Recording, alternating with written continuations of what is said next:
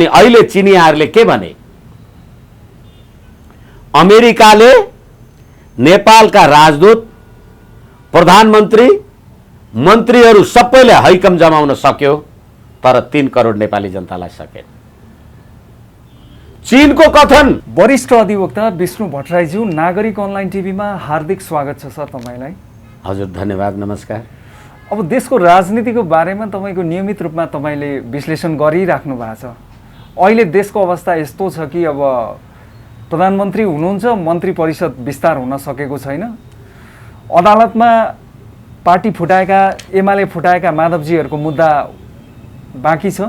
एमाले फुटेर गएका समूहको जुन दर्ता भयो एकीकृत पार्टी माधवजीको चाहिँ अगुवाईमा, त्यो पार्टीको निर्णय नै चाहिँ निर्वाचन आयोगबाट मगाउने भनेर सर्वोच्चले चाहिँ आज मात्र चाहिँ फैसला पनि गरेको छ।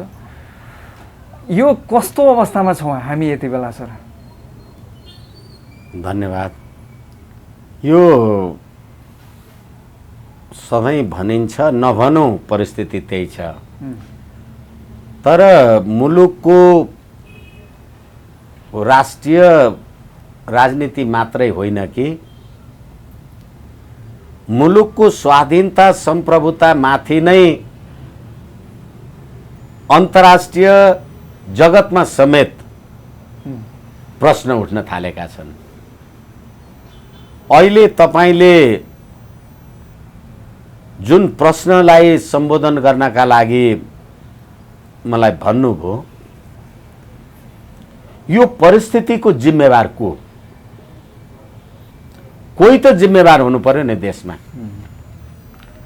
हिजो अस्ति पटक पटक आन्दोलन भए, क्रान्ति भए, जे भनिन्थ्यो होला, कोही जिम्मेवार थियो र जसले भनेको कुराले राजनीतिमा परिवर्तन अथवा ती आन्दोलन, ती असन्तुष्टिहरूलाई सम्बोधन हुन्थ्यो। आज तपाईले अदालतको कुरा उठाउनु भयो। मलाई लाग्छ हाम्रो देशमा अदालत त छ। अदालत छ, तपाईँ आफै वरिष्ठ अधिवक्ता हुनुहुन्छ, के भनिराख्नु भएको छ सरले?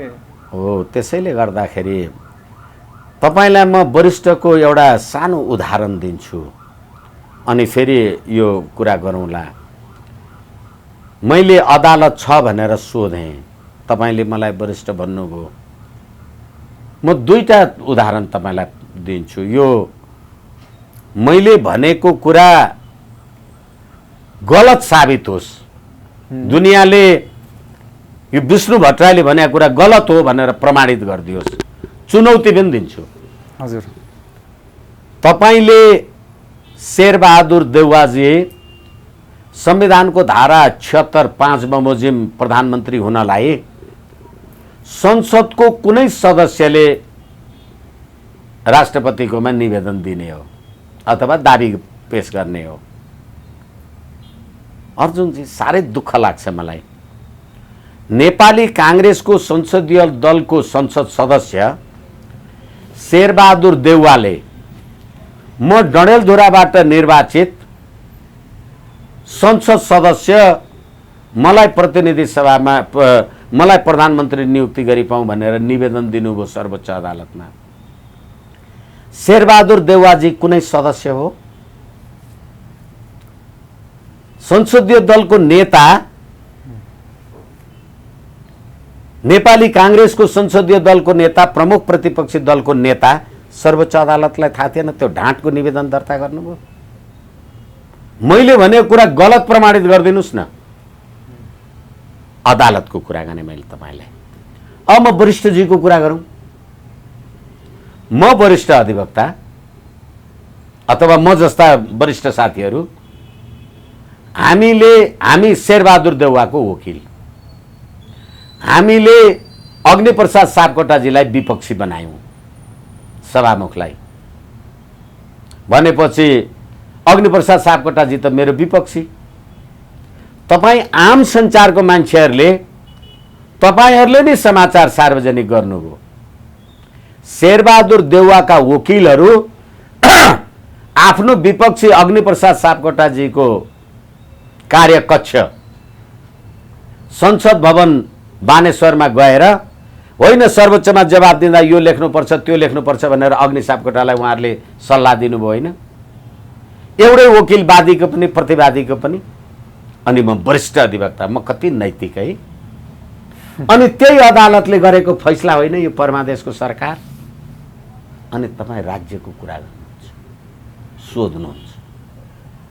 म जस्ता वरिष्ठहरूलाई तपाईँहरूलाई आदर गर्न मन लाग्छ? यो सम्झिनुहोस् त, के हो देश? अनि त्यस्तो व्यक्तित्व उपर किन कारबाही भएन? अनि त्यसैले अब देशको राजनीतिको प्रश्न, तपाईँ कुन चरित्रबाट आउनुभयो? अहिले 14 सेप्टेम्बर 2017 मा अहिलेको कानुन मन्त्री ज्ञानेन्द्र बहादुर कार्कीले एमसीसी मा सही गर्दा, हजुर, सही गरेर फर्केर आएको अहिले 4 वर्ष बित्यो। 4 वर्ष लाग्दैछ, 4 वर्ष हुँदैछ। यो देशको सरकारले अर्जुन लिम्बू लगायत यो देशका सम्पूर्ण नेपालीलाई, संसारका नेपालीलाई म नागरिक अनलाइन मार्फत निवेदन गर्ने अनुमति चाहन्छु। यो सरकारले के लेखेर पठायो एमसीसीलाई, फातेमा सुमारलाई? प्रश्न नम्बर 11, अमेरिकाको वर्तमानमा भएको कानुन भविष्यमा बन्ने नीतिको उल्लङ्घन भएमा सम्झौता अन्त्य गर्ने भन्ने प्रावधानले नेपालको आफ्नो अस्तित्व, सार्वभौम अधिकार नै अमेरिकी नियन्त्रणमा परेको देखिनाले नेपाल सार्वभौम छ? कहाँ छन् यो देशका जनता भनेको? हजुर, सरकारले लेखेर पठाएको चिठी, अर्जुनजी, नागरिक अनलाइन, तपाईको सम्प्रभुता अमेरिकाको नियन्त्रणमा परेको छ भनेर सही गर्ने को? यो सरकार हो? यो राष्ट्र हो? यो राष्ट्रघात होइन भने के हो? अब हेर्नुस्, फातेमा सुमारहरूले के जवाब दिनुभयो? अमेरिकाको कानुन वा नीतिको उल्लङ्घन गर्ने कुनै पनि कार्यका लागि एमसीसी को अनुदान प्रयोग गर्न पाउँदैन भन्ने। अमेरिकाको कानुन तपाईलाई थाहा छ? नेपाली जनतालाई थाहा छ? तपाईको वरिष्ठ अधिवक्ता विष्णु भट्टराईलाई थाहा छ? अनि भविष्यमा बन्ने अमेरिकी नीति, त्यसको उल्लङ्घन भयो भने एमसीसी प्रयोग हुन्छ। एमसीसी को अनुदान प्रयोग गर्न पाइँदैन भन्ने कुरा दफा 5(1)(ख)(3) ले जोड दिएको छ। उक्त दफाको उद्देश्य एमसीसी अनुदानको उपयोगको सन्दर्भमा सीमित गर्नु मात्रै हो भनेर के भन्नुभयो? तर एमसीसी बाहेकका, फेरि पनि भन्दैछु है म, एमसीसी बाहेकका अन्य सहायताको हकमा नेपाल सरकारको सार्वभौमिकतामाथि कुनै बाध्यता छैन भनेपछि एमसीसी सार्वभौम सत्ताभन्दा माथि रहेछ। तपाईले मेरो देशको सम्प्रभुताको बारेमा अर्कालाई चिठी लेख्ने अनि त्यसलाई सलाम गर्ने पत्रकार, नेपाली नागरिक, त्यसलाई सरकार भन्ने, यो भन्दा ठूलो राष्ट्रघात के हुन्छ? यसैले अब देशको राजनीति कहाँ गयो भन्ने कुराको लागि हामी व्याख्या, विश्लेषण, निष्कर्षमा पुग्छौं। देश बाँकी रह्यो। अब विदेशीले तपाईलाई एमसीसी प्रोजेक्टको एउटा उपाध्यक्षले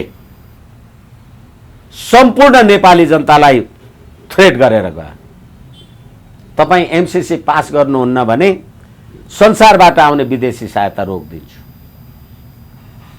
यो विशुद्ध विदेशी सहायता मात्रै हो। म गरिब छु, मलाई अर्जुन लिम्बूले म तँलाई 50 करोड डलर दिन्छु भन्छ, म लिन्न। तँ खाकी खा भनेर किन आएको? यदि यो आर्थिक सहायता मात्रै हो भने मिलेनियम च्यालेन्ज कर्पोरेसन भने के?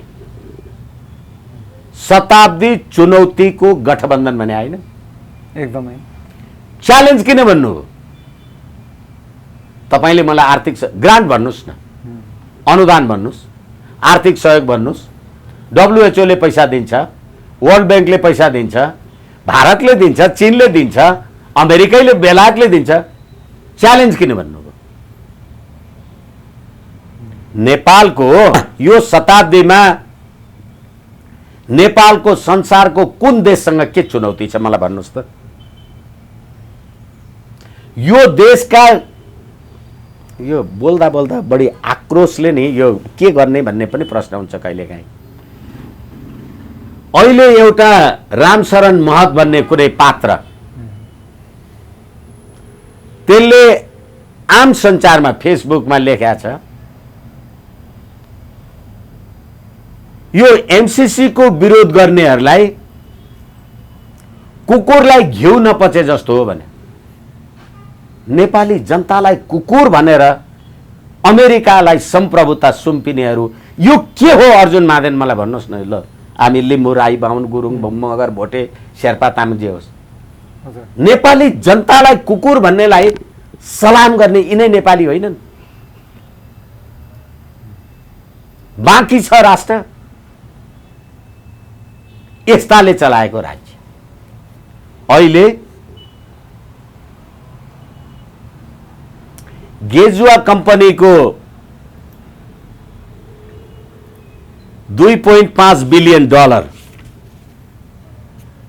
डलरको गण्डकी, बुढी गण्डकी परियोजनाबाट 2017 मा नै शेरबहादुर देउवा प्रधानमन्त्री हुँदा यिनैले बुढी गेजुवालाई हटाएका थिए र चिनिया गेजुवा कम्पनीलाई तपाईले बुढी गण्डकी प्रोजेक्टबाट हटाएपछि अनि 2017 मा यही ज्ञानेन्द्र बहादुर कार्कीलाई पठाएर एमसीसी सही गर्नुभयो। अहिले तपाई प्रधानमन्त्री र ऊ कानुन मन्त्री शेरबहादुर र ज्ञानेन्द्र बहादुर कार्की हुँदा फेरि एमसीसी आयो। हेर्नुहुन्न? हिसाब राख्नुहुन्न? संयोग। यसलाई संयोग भन्ने तपाईँ? बुढी गण्डकीबाट शेरबहादुर देउवा प्रधानमन्त्री हटेपछि यो 4 वर्षको बीचमा एमसीसी पास गर्नलाई अमेरिकाबाट किन कोही प्रतिनिधि आएन जबसम्म शेरबहादुर प्रधानमन्त्री भएन? शेरबहादुरलाई कसले प्रधानमन्त्री बनायो? परमादेशले। नेपाली जनताले हो, नेपाली जनताको मतले हो। यस कारणले गर्दाखेरि मलाई लाग्छ देशको राजनीति कहाँ गयो भन्दा पनि अहिले अमेरिकीहरूले एसियाको सर्वशक्तिमान राष्ट्र, चीन त संसारकै सर्वशक्तिमान राष्ट्रको कोटीमा पुग्न लागिसक्यो, एसियाका सर्वशक्तिमान राष्ट्र भारत र चीनको बीचमा हामी बसेको बेलामा तपाईले अमेरिकी एमसीसी ल्याएर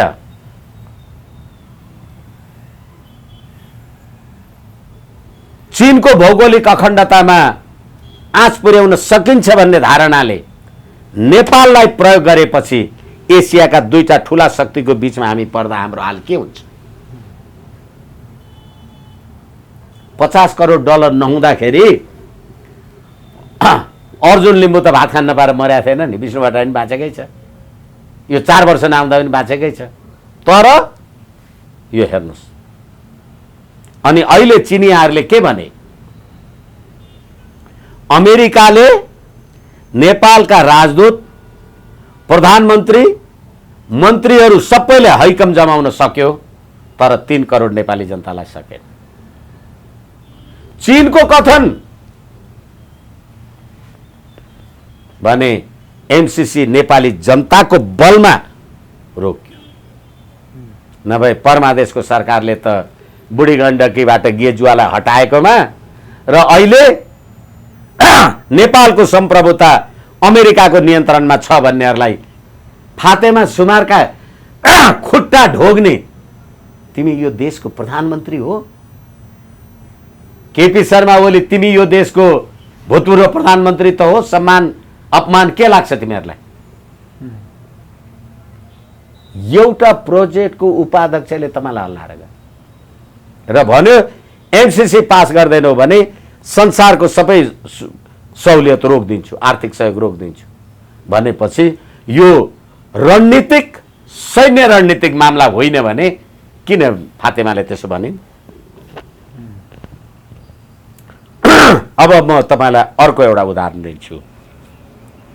यसैको सिलसिलामा अस्ति 18 गते यो देशका दुईवटा पूर्व राजदूत अमेरिकाको लागि तत्कालीन नेपाली राजदूत शङ्कर शर्मा भन्ने मान्छेले आदरको शब्द प्रयोग गर्न पनि दुःख लाग्छ।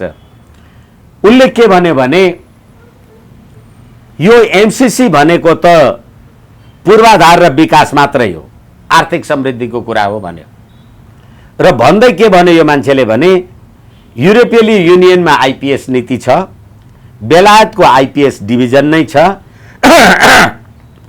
फ्रान्स र जर्मनमा आइपीएस छ भन्यो। अनि नेपालमा चाहिँ एमसीसी आउँदा त्यो आइपीएस कता मेची पारी उतै छोडेर आउँछ? एउटा कुरा। अब चीनका लागि तत्कालीन चीनका लागि नेपाली राजदूत टङ्क कार्की भन्ने मान्छे के भन्छ? एमसीसी संशोधन गर्नुपर्छ, असंलग्न परराष्ट्र नीति विरुद्ध छ, संविधानमाथि आपत्तिजन्य छ, आइपीएससँग जोडिएको छ र सार्वभौमिकतालाई नै धक्का दिन्छ भने यो दुईटा मध्ये को नेपाली मलाई भन्नुहोस् त? यी दुईटै नेपालका कूटनीतिक होइनन्? एकदमै नेपाली जनताको बोली खोइ भनेको।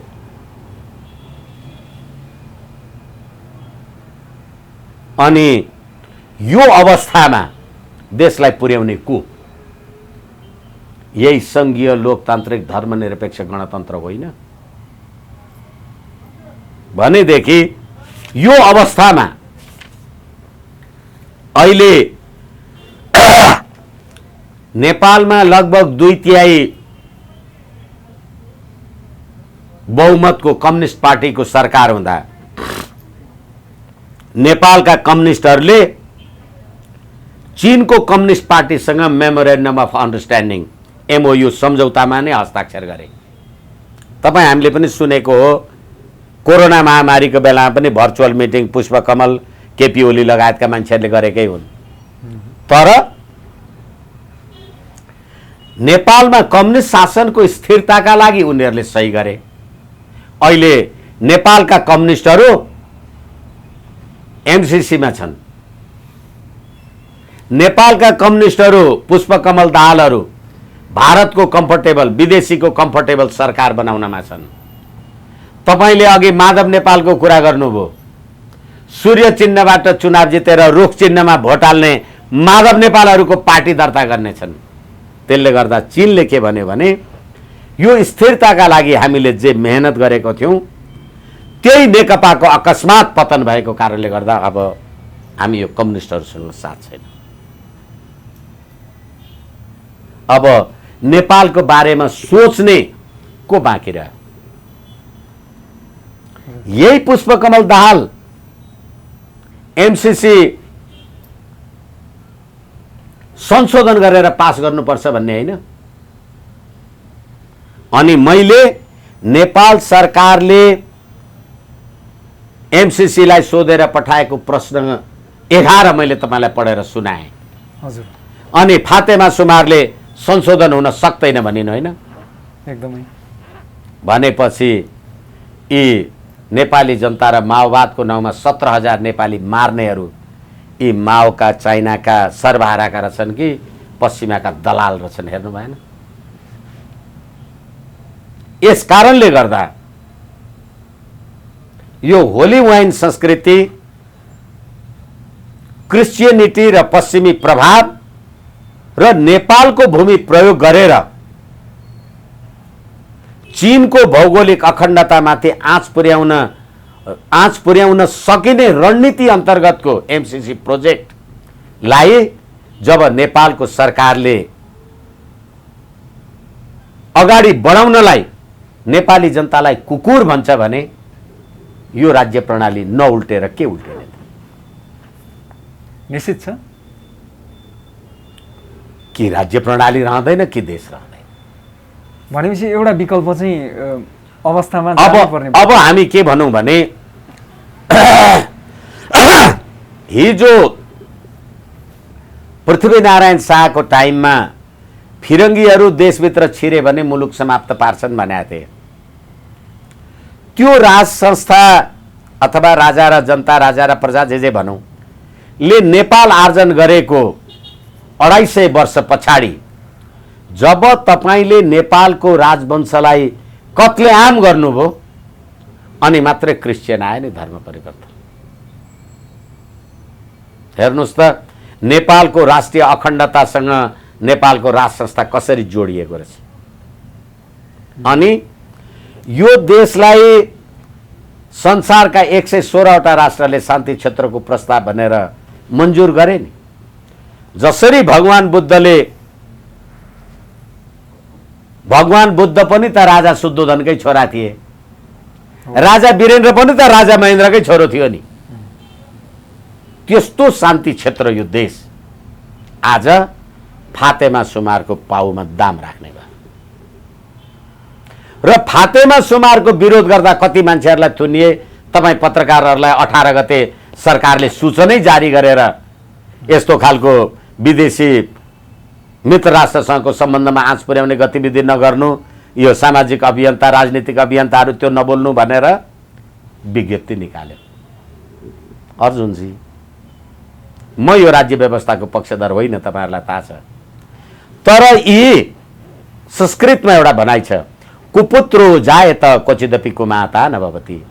आमा चाहिँ कुमाता हुन्न अरे, छोरो चाहिँ कहिलेकाहीँ कुपुत्र पनि जन्मिन्छ अरे। तिमीले लेखेको संविधानको धारा 5 तिमीहरू पढ, नागरिक अनलाइन मार्फत सुन। तिमीहरू राष्ट्रद्रोहीहरूले धारा 5 राष्ट्रिय हित भन्दै के भनेको छ त्यहाँ भने नेपालको राष्ट्रिय एकता, अखण्डता, स्वाधीनता, सम्प्रभु सत्ता, भौगोलिक अखण्डता, स्वाभिमान, नेपालीको हक हितको रक्षा, सिमानाको सुरक्षा, आर्थिक समुन्नति र समृद्धि नेपालको राष्ट्रिय हितका आधारभूत विषय हुनेछन्।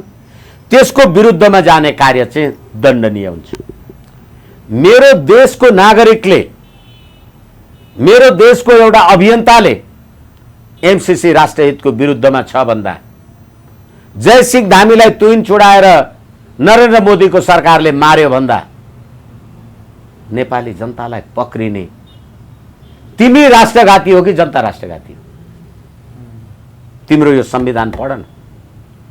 अनि ती राष्ट्रघातीले सरकार चलाउने, ती राष्ट्रघातीले नेपालको सम्प्रभुताको रक्षा गर्न सक्ने यो देशको सेना धेरैचोटि भनेको छु मैले। जुन देशको सेना महाशिवरात्रि पर्व, त्यो देशको सेनाको सैन्य दिवस हुन्छ। त्यो सेनाले धर्मनिरपेक्ष देशका पाखण्डी मन्त्रीहरूलाई सलाम गर्नुपर्छ? पर्छ? किन गरिरहेछ?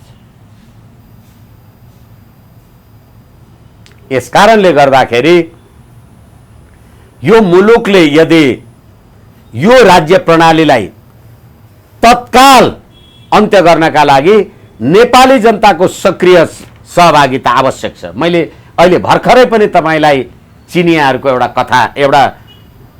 कथा होइन, अहिलेको यो लेटेस्ट भनाइ मैले तपाईँलाई निवेदन गरेँ।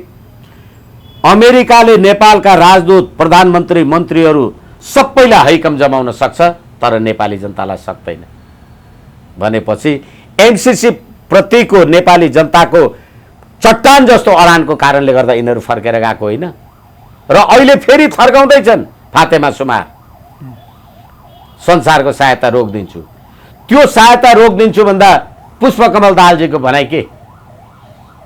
नेपाली जनतालाई भन्नु पर्यो। केपी शर्मा ओलीको भनाइ के? पुष्पकमल दाहालजीको भनाइ के?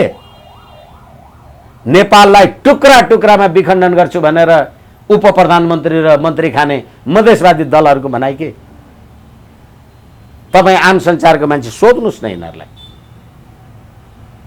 होइन भनेदेखि यस्तै पाराले राष्ट्र, राष्ट्रियता, राष्ट्रिय एकता, स्वाधीनता, अखण्डता, सम्प्रभुता रहन्छ। यस कारणले गर्दाखेरि अहिले जुन प्रकारको एमसीसी वाला बहानामा